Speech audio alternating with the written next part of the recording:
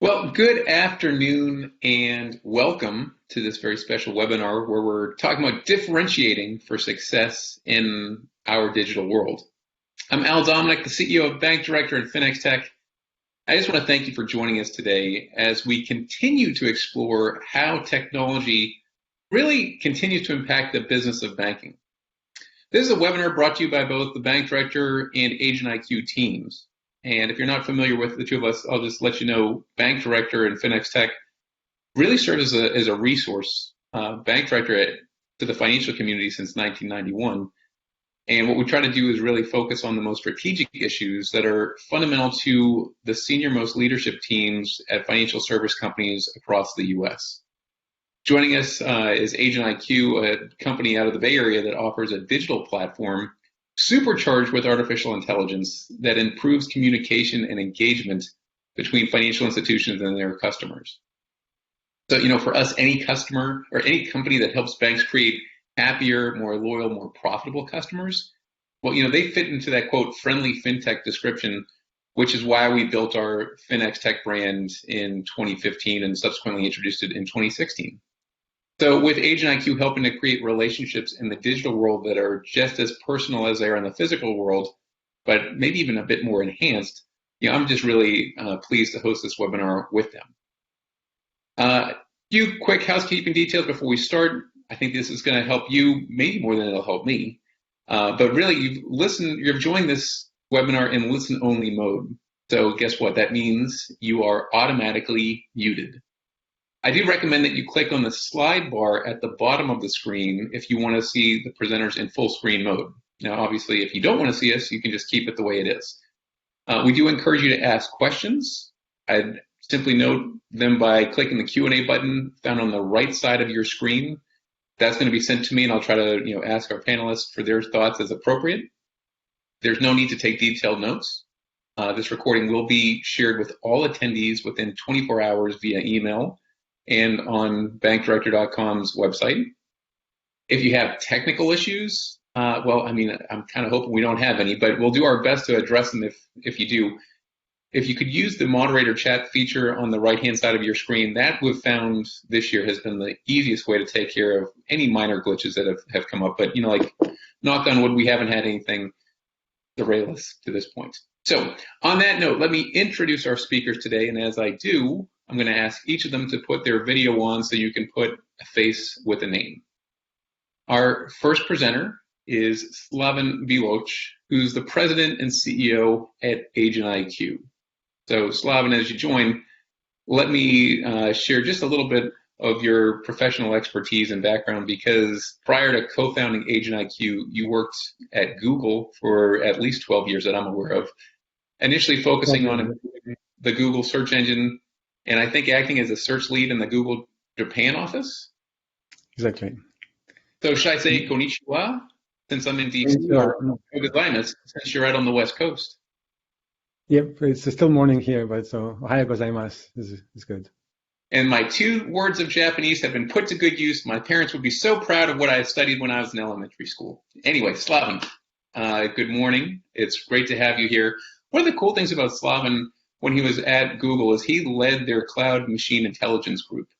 And he really helped to build several large engineering teams and demonstrated a real passion for making machine learning and native language processing technologies more useful. And I know you've launched several user-facing products. So you bring really great perspective to this conversation, not just with Agent IQ, but what you've done in the past with Google and some of the things that I'm sure most of us would find pretty compelling.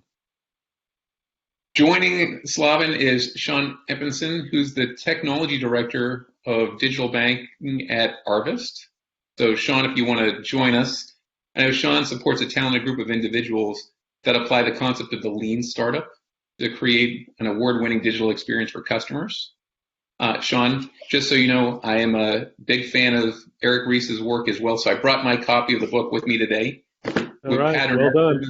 We've patterned our business off the lean startup. We can talk, Horizon 1, Horizon 2, Horizon 3 concepts, all the cool stuff that Sean has been able to put into practice that, again, this guy, Eric Ries, made famous in this book. So good to see you here. Sean's coming in, I believe, from Arkansas. Am I right? That's right. Yep, So it's nice. Northwest Arkansas. Northwest Arkansas, balmy day for him there. Unfortunately, our next participant is not holed up in some places warm. This is Mark Miller, the head of corporate services at Park National Bank. Mark, as he clicks on, you're in Ohio, and if you all would take my word for it, I have some ice cream from Jenny's, which is based or headquartered and got its start in the state of Ohio, downstairs in my refrigerator, getting ready for tomorrow's feast. So that's not a bio intro for you. That's more of just like a acknowledgement that I'm getting ready for Thanksgiving. But Mark leads the bank's corporate innovations, HR, data sciences, has done process engineering, program management, digital banking, like runs the gamut. So I think, between the three gents that are with us today, deep technical expertise, real understanding of how, customer behavior can shift the way business operates. And they're all in like some really cool seats right now. So, Slav, Sean, and Mark, it's just nice to be able to spend a little bit of time with you guys. Thanks for having me. Are we ready to jump into this? Do it. Okay, because we gotta move quick and use people's time wisely. A lot of the conversations we're gonna have really center around community banks.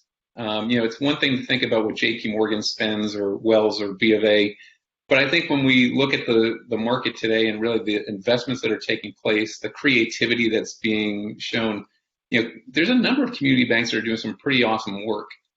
And in my opinion, in my experience, a lot of community banks have prided themselves on providing their customers with, exceptional service.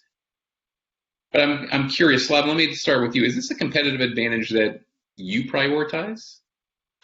We definitely think it's an important part of servicing communities, providing people with high touch, high tech services, and our platform, Agent IQ platform, is really trying to enable community banks to do just that efficiently and aggregatively.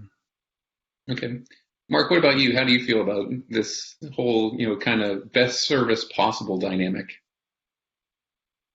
Well, in our view, community banks do and will continue to compete on relationships. The key here is enabling our associates to compete with the best possible technology to empower those relationships. And I don't think that's changing anytime soon. In almost every complex financial transaction, at some point, the customer wants to switch from DIY to a person. And there's a reason for that. That's because this is a world that they don't know and they want help. And relationship-based banking, and in our view, is here to stay for a long time. Yeah. Well, Sean, you've heard Slav and you've heard Mark. Anything you'd like to add and build on? Yeah. Hard to disagree with either of them. They're absolutely right. Here at Arvest, we really believe in our mission of being people helping people find financial solutions for life. We've done that in branch settings for decades, face-to-face, physically. What our priority now is figuring out how we can take that same need for that relationship and move it to a digital space. Physical isn't necessarily going away, but how do we extend it into the digital space so that relationship can still be built? Yeah. Well, I'm glad you brought up branches. I had an interesting conversation maybe 9 months ago with the CEO of WisFis, which is in Delaware, and his name's Roger Levinson. Really interesting guy who runs a good sized business in the Mid-Atlantic. He was telling me that in the depths of COVID, their branches saw a lot more activity because you had people who could drive through a window and still put things into the tubes and have paperwork coming and going. Their commercial clients actually engaged in more old school ways than you would have thought. And he said it was interesting to him because that's a business that's invested in technology for years and really tried to make a very easy customer experience available prior to COVID hitting everyone. So to see certain patterns reemerge where people thought, okay, I need to go to the branch because that's where I can get the type of advice that's going to help me maybe with my PPP application or to understand how I can do certain complex transactions without the help of my team being around me. I thought that was interesting, but I'm also curious, has that created, some adjustments to the way that people engage with their banks, because I think that, as much as WisFIS could use this as an example, short-term impact of COVID is, branches are being closed. And so when we think about how people are engaging with the banks and with the people that they count on, what changes are you all seeing? And, I'd really like Mark and Sean to take a crack at this one, if you don't mind. Yeah, happy to. I think from a branch interaction and transaction perspective, we're about on the curve we were on pre-COVID. If you look nationally or regionally, we were seeing 4 to 5% declines in branch transactions, branch visits per year for nearly a decade. COVID accelerated that temporarily, but if we look at it today, we're on the same curve we've been on. So I don't know that there's been a ton of change in terms of the trajectory. What we did see is a fairly large adoption of alternative technologies and ways to connect with us during the really early days of COVID. And I think it delivered a fair degree of comfort to folks who might not have adopted those technologies at that time. You think about your mobile application or your online bank or any other electronic means of conducting business with our bank. Different customers engaged early on, but really post-COVID, we're on about the same trajectory we were on beforehand. Yeah, same for us. Same for us here at Arvest. We've seen just adoption of our digital channels, mobile and web, continue to increase, and that's going to continue. Especially in those early days of COVID, as we started to open up our teller lines a little more, we saw just a ton of traffic through them. We saw call times that were longer than they normally had been. When we talked to customers about why they called in today when they could do it themselves, they said they wanted to talk to a real person. When we asked them why they came to a drive-through for something they could have done from their living room, they told us this was the only human being I was going to see this week. And so, if anything, it really showed us that this problem of remotely or digitally building a relationship is one worth figuring it out.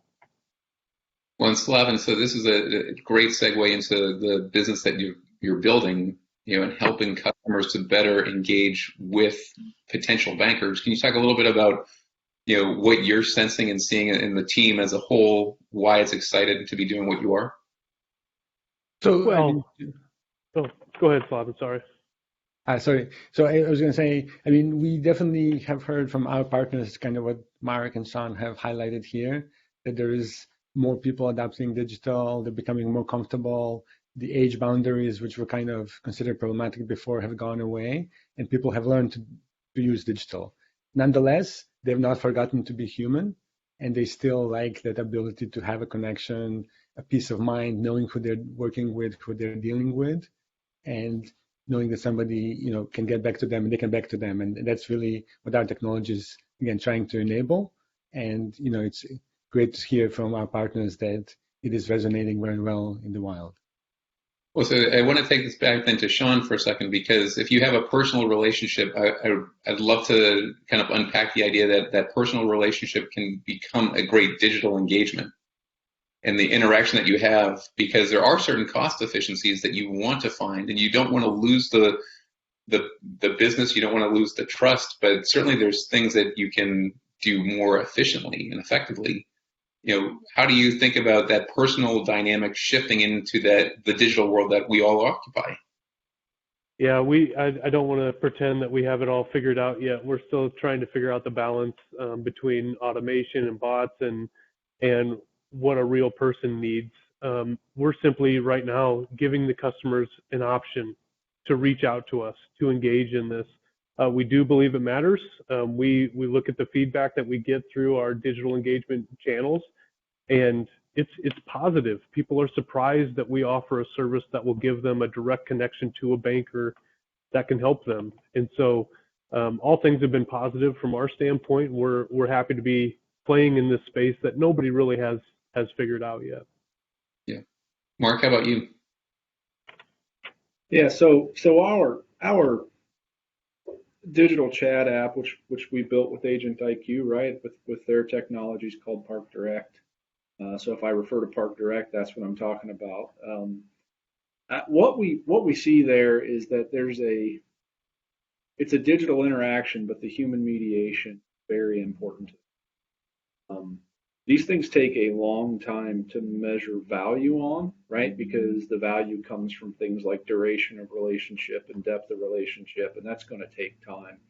But what we have seen is deeper loyalty to an individual banker, and almost certainly that's going to lead to more loyalty to the institution over time because it's the way we serve, and it's quite frankly, it's great for our associates who are doing the serving because that's what they love to do, right? We exist to serve our customers, and we want to serve them more.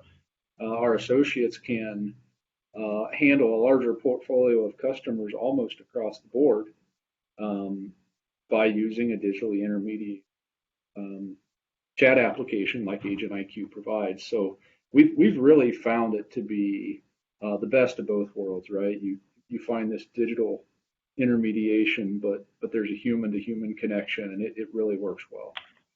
Have you, let me see if I can say this right. Do you distinguish between a branch customer and someone who is a digital customer, or are they customers? Yeah, we don't, and I don't know that we ever will. So far, what we found is the customers that engage with us, whether it's via the mobile app or via Park Direct or both, almost certainly also engage with us at a branch at some point. So the strategic question you have to ask is, how do you want to make those associates that the customers have a relationship with available to them? Do you have one associate play all those roles, or do you have several associates play those roles? And those are things we're wrestling with. Yeah. There's a degree to which it would be more efficient to centralize a team that is doing digital connection and have your branch folks stay in the branch and facilitate the branch connection, but maybe the customer would rather have the same person across all mediums. So we're working on that part of it. Yeah. Sean, what about you? Yeah, we certainly pay attention to how many people use our branches, how many people use our digital solutions. But we're really trying to take it a step further than that. We don't simply look at it as you're a branch customer or you're a digital customer. We're trying to get down to preference. And the best way to explain it is if somebody comes to a branch to deposit a check because their mobile app wouldn't allow them to because of certain limits that we have on the amount you can deposit, they'll show up in all of our reports as somebody using a branch, even though that is not their preference. And so we're trying to get a little deeper into what customers are doing and so that we can figure out their preference. And then we're going to work to accommodate that. Another preference that we're trying to understand is something we've called transactional versus relational. Some people want to get in, get out, and get on their way. Other people like to know who they're doing business with. They like to have a face or a name that they can refer to. So these are both important. We're trying to figure out how we can satisfy the needs of whatever the customer has. We're really trying to get down to their preference, not just offering them something that we can offer. We want to meet them where they're at. Yeah. And I think, at the risk of sounding cliche, you can't manage what you can't measure. And what you're both talking about is so, I think, valuable in terms of setting your own expectations for how you want to treat people and the experience that you're looking to develop and really provide over an extended period of time. Slavin, you and I have had a chance in the past to talk about synchronous versus asynchronous engagement. And that's kind of a mouthful, but I think you've got an interesting perspective on this concept. Could you maybe talk a little bit about, A, what this means, and B, why I say you have a perspective on this? Sure. So banking traditionally, you had to go in line. If you want service, you have to go in a branch, line up if there is line until you can talk to a representative that can help you, right? And both the resources of the bank and yourself had to be aligned. And some of the frustration we hear from the end customers when dealing with banks is really having to wait for the service, and which is not part of solving the problem, but it's still the time that they need to invest. And with a synchronous service model, we actually allow them to not having to wait actively for this to play out. So customers can either send a message to the bank, or they can request a callback, or maybe schedule an appointment. There's lots of different ways that this can be rolled out. But because customers are not having to wait for the service, they actually get the benefit of feeling that they're receiving service with much less effort and much easier. And we see technology as an enabler of providing these synchronous service models, which are much easier on the customer, but also more efficient for the bank. Because when you look at the bank's perspective, they don't need to staff for peak load whenever the customers are coming into a branch or calling the call center, but they can staff for average load, basically just make sure that they have enough people to get to the request in a reasonable amount of time. So it's a win-win situation for both. Gotcha. So Sean, do you see a difference in these types of services? Yeah, absolutely. We are really trying to support that asynchronous type of communications, and that's one of the things that's been nice about the Agent IQ platform. Take, for example, a mother or father who's dealing with an infant. They have something they need from their bank. They've waited on hold. They finally have a real person, and then they got to deal with the baby's spitting up or doing whatever babies do. And that can be a very stressful situation. They've waited on hold. They have a real person finally, and then they get pulled away. Well, that doesn't need to be that stressful. We can deal with life. We can deal with banking. They shouldn't have to worry about losing their context, their place in line, the person they're talking to, the story they just told. We're here to serve our customers, not the other way around. Asynchronous communication is just one of the ways that we're reducing that stressful situation and providing a better experience for the customer. And I hope somebody in your marketing department is eavesdropping on this webinar, because you just gave like the best advertisement. I mean, that would resonate with every parent that would say, wait, that's exactly what I need. I've been in that line and I need some help. Yeah, we've all been there in one way or another, for sure. Yes, indeed. Now, Mark, I'm curious to get your take. Are you supporting one or both of these models that Slaven just described? Well, I would say we certainly support both today.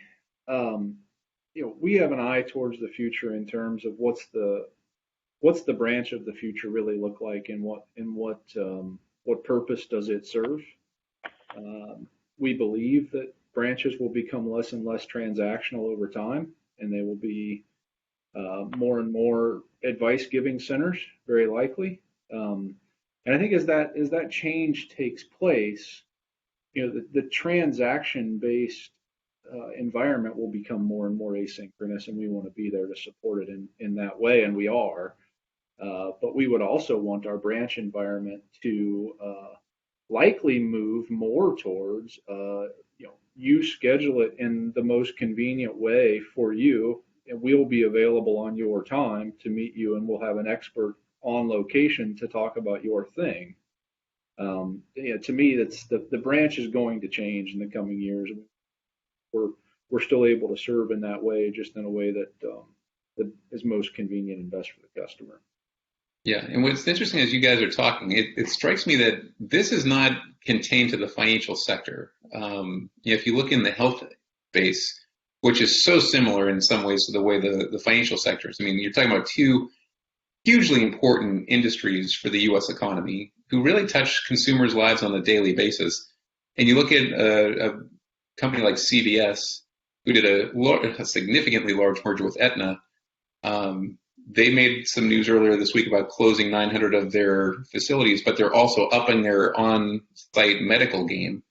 And it's all around what I think you just said, which is advice giving, and then being able to provide the support that's not that simple transaction, but it's something that creates a stickier, more, I'd say, healthy relationship. Because if you start to create that trust where when times are tough, you've got a place to go, that's, I think, what businesses in multiple industries are aspiring to figure out right now. So I'm kind of curious as we're talking about this, the advice giving, the move to digital, supporting people as they want. Are there tools that you get excited about? I know the Agent IQ is doing some really great stuff, but to engage with your customers digitally, I have to imagine that there's more than just like one kind of hammer in the toolbox right now. Mark, you had some ideas, I think. Well, so certainly what we're doing through Park Direct is a part of the answer to that, right? Where you have a banker that's available to you, and that banker can touch other experts and bring them into the conversation. That's part of the solution.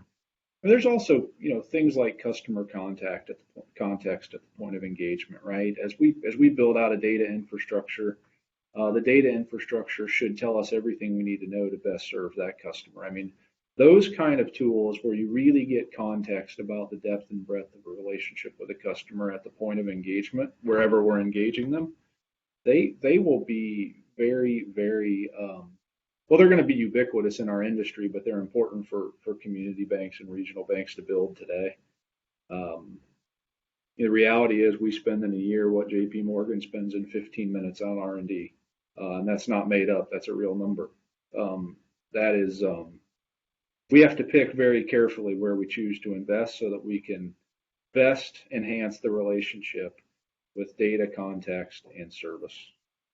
Yeah, I think it's really well said. And that stat, not necessarily specific to your bank, but it is staggering when you think about the amount of money that some of the large money centers are having to put out, just on cybersecurity, let alone, all the different applications that they're trying to develop and the fintechs they're trying to fund. I mean, it's an interesting time we are a part of. And Sean, I want to bring the question back to you because, again, I think there's different ways that people approach this. Are there tools or things that you get excited about that you're using right now that are creating that, relationship and experience that you covet? Yeah, we are certainly doing what we're doing with Arvest Banker Connect using the Agent IQ platform from an asynchronous perspective. We've also recently started using the Agent IQ platform in more of a live chat setting. I think what Mark said about just being having context is so important. So we've put live chat in our digital account opening flow. And yes, some of those questions are not about digital account opening, but they start there and they grow. That's how you build a relationship. But knowing from a banker perspective, knowing where that customer is at when they're asking this question just helps you all the more to be able to service them. We're trying to decide what to do about video. Does video have a place in here or not? We're trying to decide about that. Co-browsing is something that is a pretty cool piece of technology. Just don't know how comfortable customers will be with it, but I'm sure we'll start to test and learn about that a little more. So there's, as COVID is I don't know if it's over, if it's still going on, but man, is there a lot of innovation in the collaboration space. We certainly want to have our hand up and be a part of it. We don't know where it's going to go, but we want to be a part of it.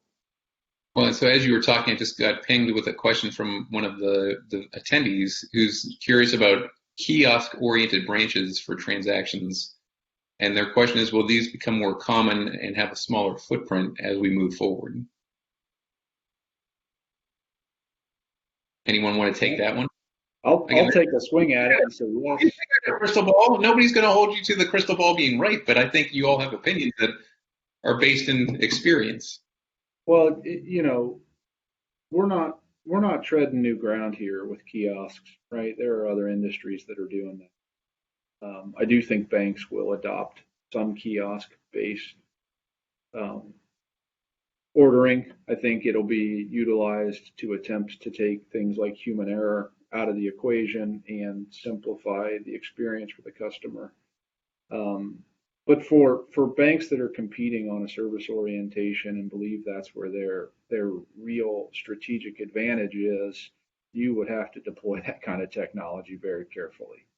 I think it's a long way for most community banks. John, you agree? Yeah, I don't know if this entirely checks the box on this question, but we have been doing something that many other banks have been doing. We've been doing it for about 3 years, called ATM with Live Teller.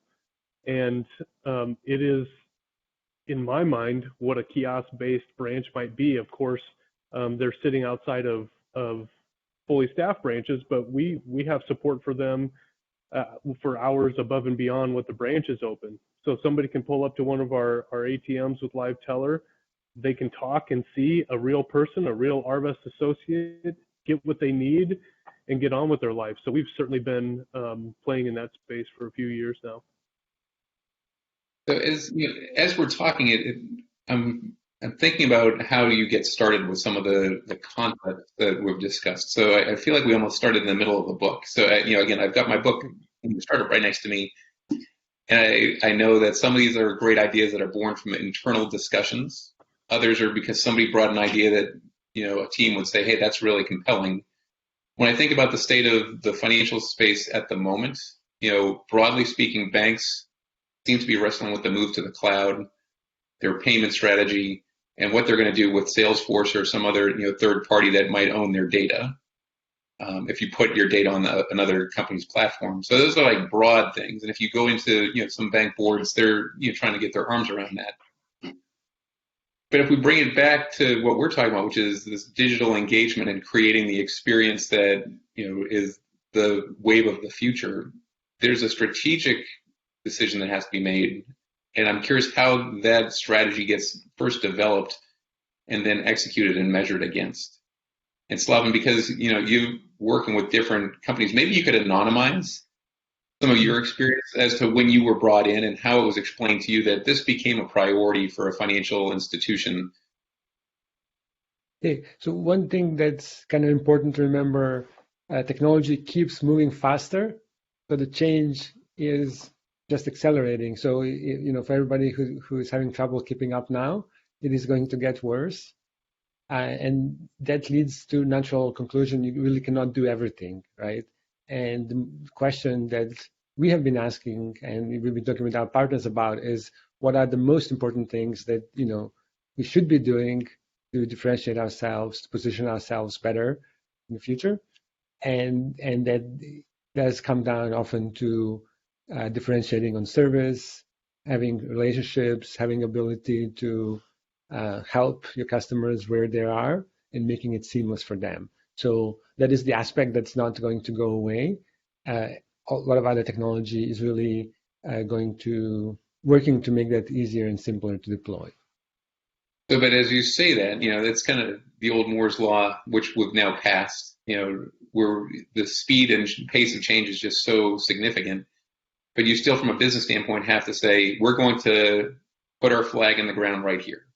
And what Mark said earlier about, how do you compete? We're in a world where JP Morgan can spend a whole lot more than a community bank, but that doesn't mean a community bank doesn't have relevance and opportunity to create something memorable. So when it comes to the strategy being developed, how can somebody who's watching this who says, I'm interested in doing what John's done, what Mark's done, I'm interested in how Agent IQ is accelerating some of these, relationship builds, there's got to be a business case made, and there has to be a strategy that you can actually grab onto and say, this is why we're doing this. Not because it's the bell or whistle that's loudest at the moment, but because you're going to be able to sustain it and build off of it. How do you start that type of conversation, or how do you create that strategic plan so that others around you get as excited as the person who's leading the project? Again, Slaven, I'm going to stick with you because working at Google, you had to run all these different teams, and you took different products to market. That's not a one-person job. It's not. So I think it's important to start small, right? And I think John and Arvest especially is doing a very good job of experimenting and testing quickly hypotheses and taking on the ones that prove out to be right and grow from there. And I think establishing that mindset is very important, because it is important to not just deploy the technology, but also develop the culture that allows for changes to be made and propagated through the whole organization. So would this be like a sprint to say, okay, if you're starting small, you want to move fast, so you can figure out if you're doing the right thing, and then you just pivot accordingly? So sprint is, typically even shorter, but it is about thinking in an agile mindset, and having a finite set of time to test something and make a decision on it. So it is about shortening that cycle as much as possible. 2 weeks is probably too short, but 2 quarters or so might be a much more reasonable time frame for a bank. And luckily, there's not so many things, hypotheses to try that you cannot do it with. If you do it with the smaller teams, you can do several of them in parallel, and then luckily the good ones kind of come to the top. Yeah, at least that's what we feel. So so that makes a lot of sense. So now I'm like really interested to hear like from Sean and Mark, your experience of, okay, you started off on this and you're trying to move quick. You're trying to figure out, is this strategy viable? Were there issues that you had to resolve that you're comfortable sharing or talking about? I mean, I know there's probably some that you don't want to talk about, but we all learn from each other. And if like in technology, you're building on the shoulders of those who came before us, maybe you could help us understand some of the issues you had to resolve as you were starting off on this process. Sean, you're nodding your head, so I'm going to call on you. Yes. Yeah, we definitely had some things that we learned that didn't pan out the way that we thought they would. One of the things that comes top of mind is just the availability of our associates. When we started our testing with the Agent IQ product, we started using associates that are in the branch as our bankers that people could reach out to. Well, procedures for our branch people were changing like every week because of different COVID restrictions and things like that. And so it was a very difficult time for them. Additionally, when we looked at when customers were trying to engage with us, with those bankers, a lot of times it was after branch hours. And so we weren't there for them when they needed us to be. And yet here we were, this digital product that, people think digital, they think always on. Well, we weren't. And so we had a difficult time in the beginning being there when our customers needed us to, especially on the weekends, people that work overnight. That was difficult. We had to pivot, but we had the data to show people need us here and people need us there. It wasn't so much just a hunch or something we wanted to do. We had data to inform our decisions. Thank you for sharing that. Mark, how about you? Would you mind being transparent and honest with us about some of the challenges early on? Yeah, we have, Sean faced all the same things we faced. This is a platform where the customer, because of what it is, right, and it's mostly mobile and it feels like a text, they expect a quick response. What we found, and we've solved that, right? We've solved the 24/7 availability and those kind of things. But what we found is by the second or third time a customer had interacted with their personal banker, they would almost always choose to wait until their personal banker came back into the next day, which speaks to the relationship that they're building with that person. We give them an option to connect for immediate help. And sometimes they will choose that because they have an immediate need that needs to be resolved. But nearly every time, once the relationship has begun to be formed, the customers will choose to wait. And that's critically important for us. We need to be there on 24/7 service, but almost always they'd rather deal with the person that they have already got a relationship. Yeah. So Slaven, let me turn to you for a moment and just, ask your opinion, because both Mark and Sean have been able to, take this concept and start to, move it into something where they've got data and they can look at customers and they've been able to say, what, we have to address this. How would you suggest measuring the success of a digital engagement strategy? Because what you said earlier, I think, leads me to assume your success is going to be agile just like everything else. So you might have some short-term goals, some medium ones, and then like the long-term, wouldn't this be like ideal if we could get there? But how do you think businesses and banks in particular should be measuring their success when it comes to this?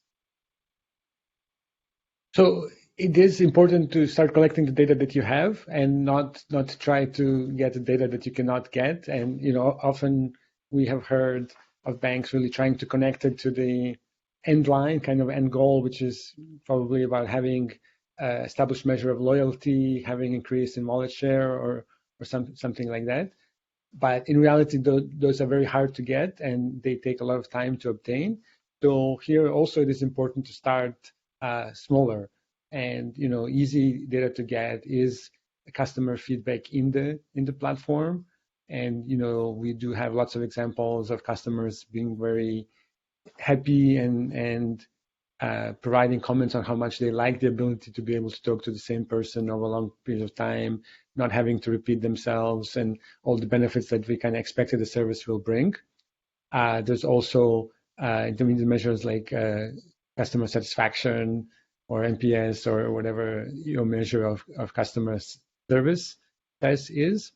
And then the metric that Mark has mentioned, the desire for customers to wait for their banker when other bankers are available on the platform and they could help them. And that really shows, again, that they are valuing this type of service. So there is a lot of signals there. There's a lot of data that can be collected and can gradually lead you from having some hypotheses, kind of proving them out, and then adjusting the course. And It is important to keep in mind that although in general the concept makes sense and it seems kind of straightforward, there's always a lot of learning to be done with real interactions. Customers are not unified mass of people, but they actually do have preferences that vary from individuals and groups, and different behaviors, different desires will become apparent when you start looking into the data. So it is a process that is gradual, but ultimately should lead to a better customer service, happier customers, more loyal customers. Yeah, I think that pattern recognition that we've talked about, recognizing and appreciating that somebody wants to have, a relationship with a banker, and it takes a few cycles to pinpoint that. I think that's important. So then, Sean, how do you think about, just the time component, and how do you say, as ambitious as I am, as much as I want to see this succeed, like I have to pull back a little bit because I have to let it ride.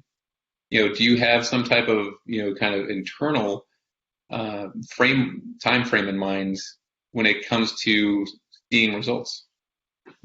Yeah, if you ask my boss, you might get a different answer. We'll see. But I'll tell you, we started experimenting in this space in late 2019, and we are more committed to getting it right than being right with any one set of applications or solutions that we put out there. So we fully expect to continue to test and learn in this space. We don't know where it's going to go. We don't know how long it's going to take us to get there, but we do recognize that we can't expect people that want a relationship with us to come to the branch every time. So our leadership has recognized that this is an imperative thing for us to do as a bank with our mission of being people helping people. And so the short answer is no, we don't have a time frame on it. We are committed to learning, exploring, and figuring out just what is needed for our customers in this digital relationship building space. Okay. So I shouldn't call and find out if there an actual, like I shouldn't say I need an answer. Mark, yeah, please don't. I would imagine that what Sean's going through is probably similar to how things run at your shop. It is. We are committed to continue to innovate in support of the business strategy, right? And our business strategy really does start with relationships. And so, we think about, it's not just the Agent IQ platform. There are many other things we're working on from an innovation perspective, and we think about getting things to something like a minimum viable product that could be tested. Go test it, learn from it, retest it, learn from it, and then expand. Agent IQ is a product we've expanded with. We went through several iterations of minimum viability, and we like where we're at with it, and we like that it's growing. But yeah, I would say there isn't a finish line beyond. We want to continue to invest wisely because there's obviously a limitation on how much we can do, but we are pushing the limits on how do we get digital right with a relationship in the middle of it, and we're going to continue to do that. Yeah. So, we've only got a few minutes left, and I don't want to miss the chance to talk about the development or creation, if you will, of a virtual branch. And I almost want to pit the two of you against each other because I'd like to get your take on it. But more important than how do you feel, it's how would you try to differentiate and distinguish between what you're doing, Sean, at Arvest and what Mark would be doing? Because again, if you're creating a virtual branch, that's not tied to anything local or physical. You're not going to drive past it in your car and think, oh, I'm so happy to see that big billboard out on the side of the road. John, have you been exploring the strategy of a virtual branch? And if you have, could you tell us a little bit more about it? Yeah, we have. It's tough to balance because you mentioned driving past a virtual branch and saying, oh, there's the virtual branch, but there are many other avenues to make customers aware that you have the service out there. The trick is to not have it be, a bunch of banner ads that are annoying to people and that they just kind of tune out. What you want to do is be in the place where your customer is when they need help.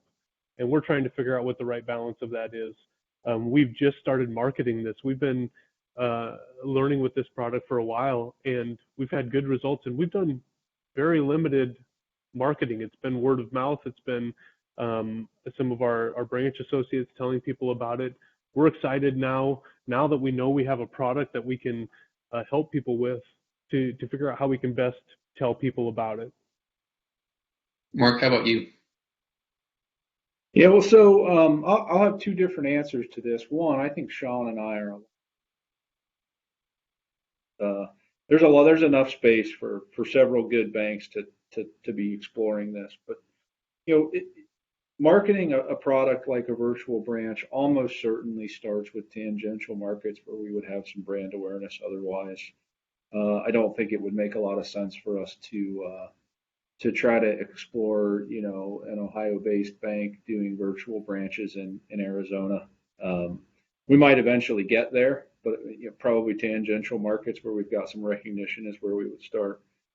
The other thing is having a truly minimum viable product for a virtual branch goes beyond, a chat app that's digitally intermediated, even document signing on it. You've really got to be able to replace almost the entirety of a branch, electronic signatures. I mean, one end to the other within that branch, and that requires a tech stack that, when combined, is minimally viable, and that's the journey we're on, and we're not to it yet. Well, don't worry. I don't think you're alone in having that realization. I think this is like one of the most interesting times to be in the financial sector. When you think about really the last 10 years, you can think about, the Occupy Wall Street stuff, the financial crisis of 08, 09, 2010, and what that spurred. That was, like you saw Kabbage and Lending Club and OnDeck and like the fintechs 1.0, if you will. We keep moving down this, cycle, with COVID. I don't know that the next chapter has been fully finished, but, certainly there's a lot going on, open banking, embedded fintech, embedded finance, companies that are exploring banking as a service. The whole dynamic of banking has really, I think, shifted much faster than people had even been predicting it would. And so, kind of to take us all the way back to the beginning of our conversation, I just like to end by talking a little bit about the difference between customer service as we think about it and banking service as we need to provide it. Because we all have that customer service, kind of mindset in our head of, oh, I'm going to go to the Four Seasons and I'm going to have a great experience, or, I'm a frequent flyer, so I can pick up the phone and get, somebody on as a ticket rep and change my flight. I mean, I know personally I've been flying American for a long time, and I get put on hold for anywhere from an hour to an hour and a half. If I'm lucky, they'll, when they call me back, I recognize the number. Otherwise, I miss the whole thing. And customer service has changed, but banking service has changed. So, for each of you, I'd like you to maybe take a minute and just share your perspectives on what this means. And, Slavin, you've been patiently sitting. I'm going to start with you. We'll go to Sean next, and Mark, you'll be batting third? Yeah, I think it's important to realize that customers are not comparing banks to other banks or their experience with dealing with banks with other banks, but they are comparing with their experience with other digital and physical service they're receiving. So the innovation that Amazon and Google and whoever is driving is really raising the customer expectations, right? And the banks, to some extent, need to look to those areas to see where the ball is going, and then adapt their business model, their approach to servicing customers to better match that. I think again, it is obvious that customers will be moving more digital and in their interactions and in their expectations. And then really his question that remains to be answered is how to provide something that differentiates the banks, how to appeal to the customers so that they continue doing business with those banks instead of looking otherwise. Thank you, Slaven. Sean? Yeah, really, we're just recognizing that behind each and every one of those servicing transactions is a real person who is trying to get something done, and most likely didn't wake up that morning saying, I can't wait to do this banking transaction. We're trying to see them as a whole person, treat them as a whole person. And I do want to relate, we started with associates in our branch. We now have a focus group in our contact center that is providing the most availability in terms of hours as any group in our bank. Taryn Pittman, our director of our contact center, has really used this virtual branch as an opportunity to level up all of our different servicing channels, because we're far more focused on, yes, we want to do great customer experience or customer service, but we want it to be a part of a greater customer experience. And so recognizing that there's a person behind each and every transaction, whether it's through virtual branch, through phone, through email, whatever it is, that is something that just is kind of our North Star. We're real people helping other people. Awesome. So Mark, last one, banking service, customer service, and that dynamic. Yeah, so like Arvis, we want to see people as people in every transaction. If I were to put it as concisely as I could, I think it's we want to the relationship and customer service and how we provide it is the core of our strategy. We happen to provide fantastic banking services as a part of that strategy, but it's closer to that than the other way around. Not we're a bank providing customer service. It's closer to we're a customer service entity that provides banking products. I think that's the way we think about our strategy. We think that's the niche that we play over the very long term, and we quite frankly think there's room for many banks like us to play that same niche. Yeah, and I think that as delivery models change and people realize there's no one way to actually do this right, we're just going to find more and more examples of how people work and what gets them excited. So Slaven, Sean, Mark, I just want to say thanks. I know that we're coming up on the holiday weekend. Hope you guys have a great one. I certainly appreciate being able to be a part of this conversation. As a reminder, this is a recorded version and it will go out in about 24 hours. So maybe you're watching this after the fact. I hope you are. We're going to post this on the bankdirector.com website. We'll make sure that's easily found by everyone who's participated today. Again, I'm Al Dominic. Thanks for spending a little of your time with us this afternoon. Thank you.